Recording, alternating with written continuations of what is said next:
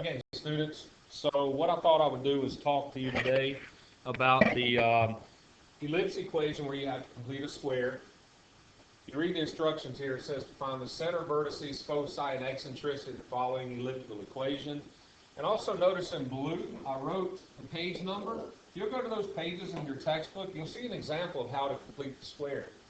Okay, so to find the center, vertices, foci, and eccentricity of the following ellipse, we need to have the elliptical equation in standard form. What we have up here, what you see here, this underlined in green, is called the general form. We need to take this and turn it into a form that looks like this. X minus h squared plus y minus k squared, whole thing equals 1, and then we need to have a and b. Now, for right now, I'm going to put a squared under here and b squared under the y. A squared under the x, b squared under the y. It may change.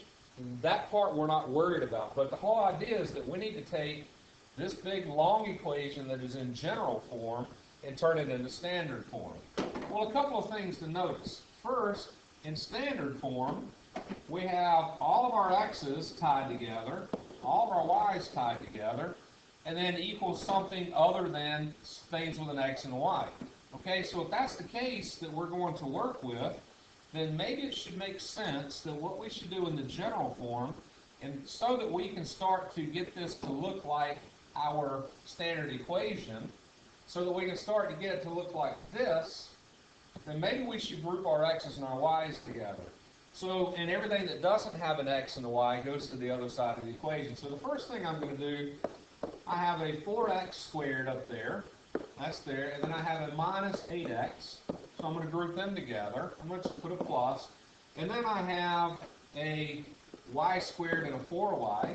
So that's y squared plus 4y.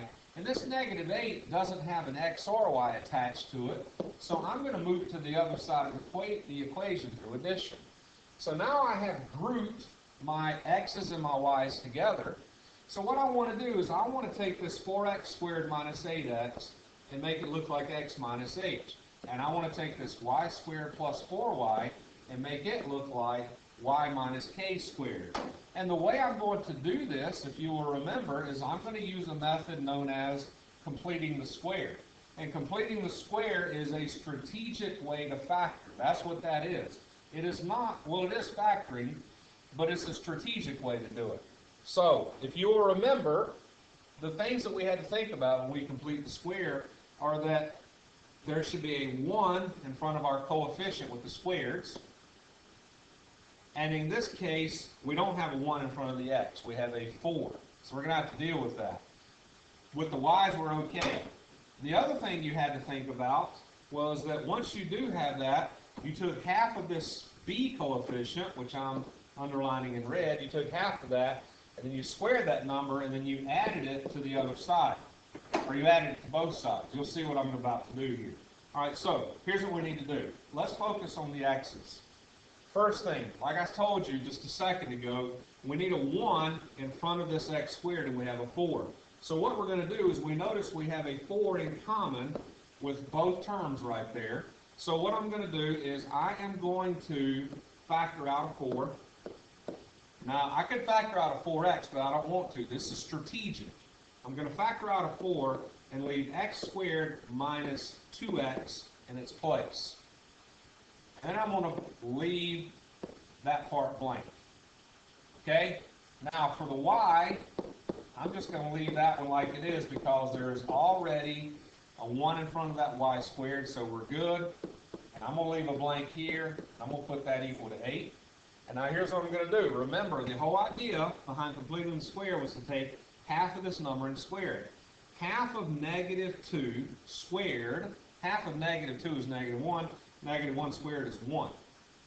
So, what I want to do is I want to add 1 to this side. However, I'm not just adding 1, I'm adding 4 times 1. So really, I'm going to add 4 times 1 to that side.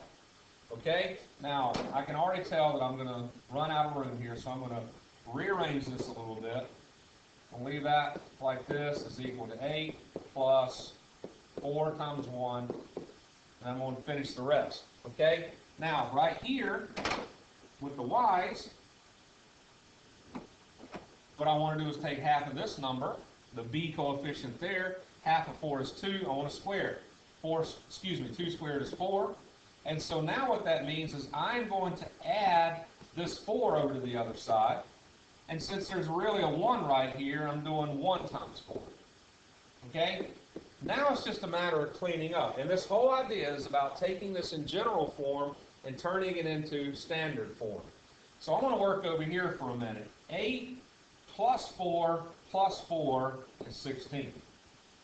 Now when I complete the square over here, if you'll remember, you can take this expression right here and you can factor it. And when you factor it, you're going to get x minus some number h times x minus that number h, which is x minus h squared.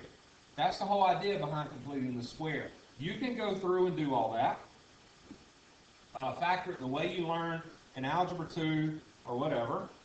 But I told you a shortcut for completing the square was that it's this variable plus half of this number right here. Half of -2 is -1, so it's x plus -1, or x minus 1 squared. Carry the 4 down with it.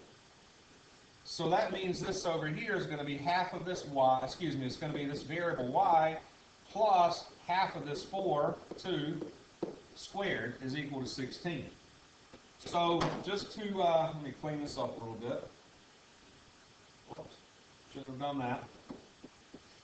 So here, we're starting to now get our x minus h and our y minus k in this situation.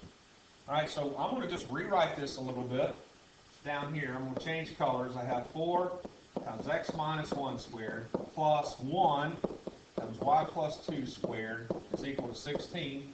Now, if you'll remember, in the standard form, the whole thing has to equal 1. Is what it has to equal. So, what that means is I need to get this side to equal 1. Well, how do I get 16 to equal 1? Well, one thing I can do is divide everything by 16. So that's exactly what I'm going to do. I'm going to divide this. So if I divide one thing by 16, I got to do the rest. So I'm going to divide this by 16 and this by 16. Well, now life is going to be good because 16 over 16 is 1. 4 over 16 is 1 over 4. Carry my x minus 1 squared. 1 over 16 is 1 over 16. So I have y plus 2 squared over 16. And so now the 1 can go away. And so really what I have is x minus 1 squared over 4 plus y plus 2 squared over 16 is equal to 1. So I've done a lot of work here, but I have now taken this equation and I have turned it into the equation that I need to find my center, vertices, and all the other stuff too. We'll pause for a minute and let you copy this. Okay, students, now you see a different screen. What I have done is, and you can go back and rewatch this video as to how I completed the square, but this expression you see in the red is the standard form of the other equation, which is written in black. This standard form in red is what we're going to need to find the center, vertices, foci, and eccentricity of the ellipse. Now you can always go back to another video on how to do this, but my suggestion is to identify A, B, C, and H, and K. You are not required to do this, but this is a good idea to do this. A, if you'll remember, is the square root of the bigger of these two numbers that I just circled. 16 is bigger than 4, so A is the square root of 16, which is 4. Now remember that. That 4 is not because you saw a 4 up there, but because the square root of 16 is 4. Okay? So that means that B is the square root of the smaller number.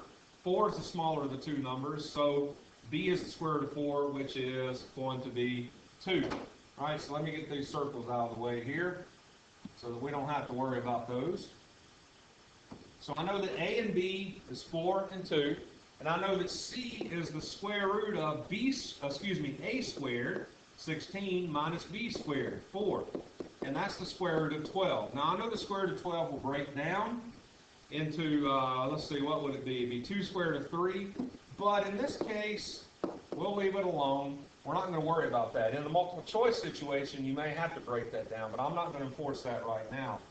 H and K are the center points, and the H is always tied with the X, K with the Y. So H is going to be 1, K is going to be -2. Remember, you just switch the signs. Okay, so now it's a good idea to plot the points. And I have a grid drawn. So I'm going to go to 1, -2. 1, -2 is right here. So that blue dot there is going to be my center. Now, right now, I don't know if I have a horizontal or vertical major axis just by plotting that point. So now I go back and I look, where is my A located? My A is located under the X. Remember, A is the square root of this 16. I'm sorry, I said X. A is located under the Y, which tells me then that I have a vertical major axis of symmetry, which means that my axis of symmetry is this red dotted line. Now, it may not be that long, but my center, my foci, and my major vertices are going to lie along that axis right there. My center, my major vertices, and my foci will be along that axis.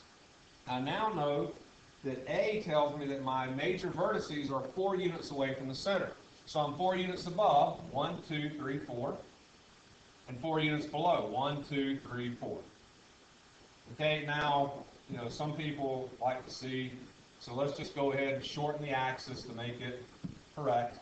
So that red dotted line is my major axis. Of course, compared to the grid, my ellipse is going to be quite small. That's okay. So let's start writing some things. Center. Excuse me. My center is 1, -2. My major vertices, MAJ. In this case, since they're all whole numbers, it's easier to write the points. My major vertices are at the point 1, -1, 2, 3, 4, 5, 6. 1, 2. That's where my major vertices are. If I wanted to plot those, I'm at 1, -6 and 1, 2.